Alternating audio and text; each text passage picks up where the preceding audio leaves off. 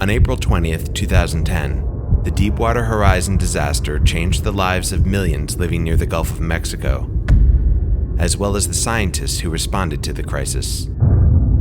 These are some of their stories, intimate portraits of research, innovation, discovery. Welcome, I'm Jim McNamee, editor of Dispatches from the Gulf, a series of documentaries, short videos, and podcasts. This week is the conclusion of our 4-part series at sea. It's January 20th, 2016, almost 6 years after the oil spill, and the scientists aboard the research vessel Walton Smith, one of 2 ships that are part of the laser experiment, are about to drop their first drifter into the water. So our first drifter deployment now.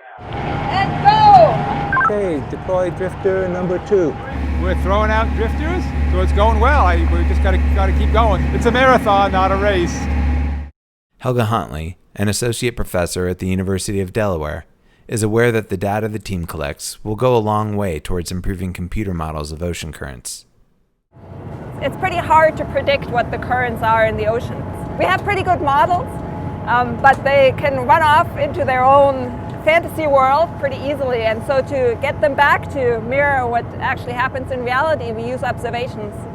So we have some idea of what the currents look like here, but we need a lot more detail in order for our experiment to be successful, and so we start with a large-scale survey, dropping some drifters. The idea is that we want to get a measure of the variability between very nearby points in the ocean.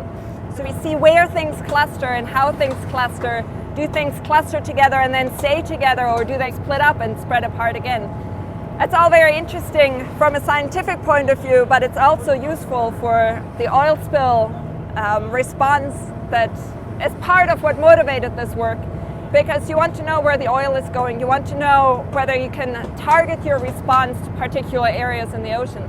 Part of the idea of doing this experiment longer term is to see how to improve our models in order to help the response team have a better idea of where to go and deploy their resources. All right, last one. The final drifter drops into the sea. In total, they released about 1,000. Their GPS chips will relay location data every 5 minutes for the next 3 months. Back on land, Jerome Molmaker, an associate research professor here from UCLA, is already seeing some of the data that has been transmitted to their servers in Miami. We're just here being excited. We're looking at data on our laptops. These drifters talk to satellites. Satellites record their position. It's available online. There's a guy full-time working in Miami to make this data available to all us scientists. And that makes it possible that from the comfort of our house on the beach, we can look at these results as they come in. Tomias Gokman is a professor of ocean sciences at the University of Miami and leads the program that ran the drifter experiment. As to what the future might bring, Tomias is optimistic. He believes the drifter technology they've developed may be deployed as a way to collect data and mitigate effects of a future oil spill. You deploy a bunch of drifters in the ocean, okay, and these drifters transmit you the location of the oil in real time. You cannot always know where the oil is because you need to go there with planes and ships, and they don't observe things in real time under all kinds of conditions. You have nighttime, you have storms, you have wavy conditions, and so on and so forth. So these instruments are meant to give you real-time information under all kinds of circumstances. Then we are also developing modeling capability where this data goes into the models, and models can actually give you a forecast of what's going to happen because observations do not give you forecast, but the models can give you forecast over the next day or 2, like a hurricane forecast with some error bars around it.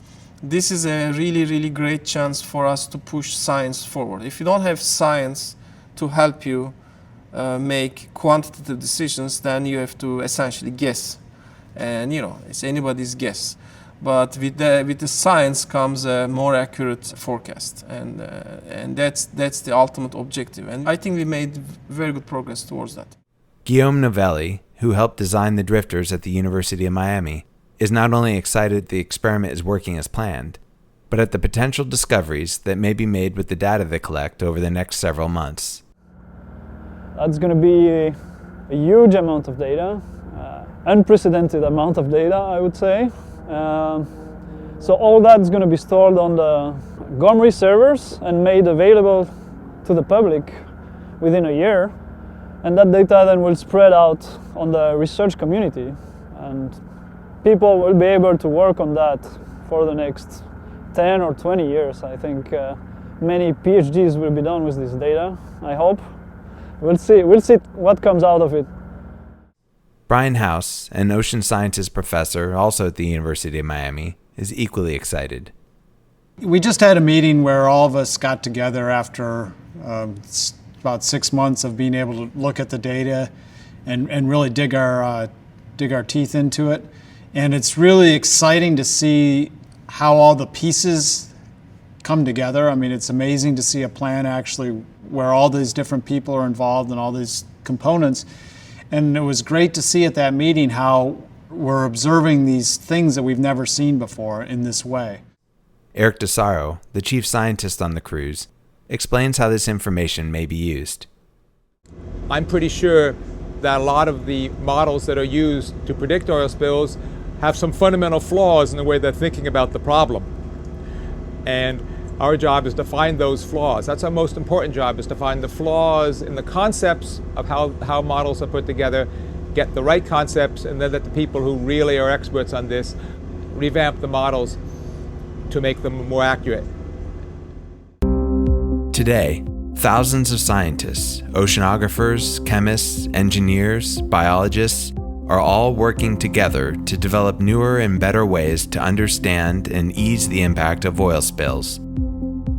To learn more about their work, visit our webpage at dispatchesfromthegulf.com. Funding for this podcast was provided by a grant by the Gulf of Mexico Research Initiative. And thanks for listening.